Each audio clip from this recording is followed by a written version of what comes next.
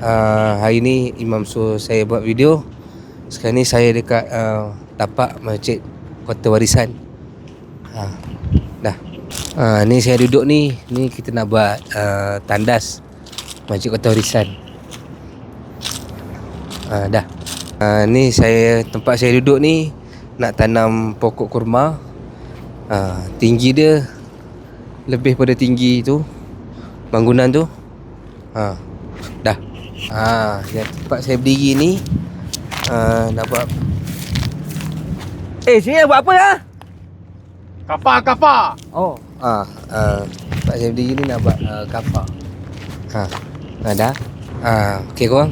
Jom lah sama-sama kita infak dan wakaf untuk Masjid Kota Warisan. Kalau nak infak dan wakaf boleh tekan link di bio. Dah. Dah. Dah share dah video. Dah. Dah cakap dah video macam tu confirm viral punya. Betul. Mantap.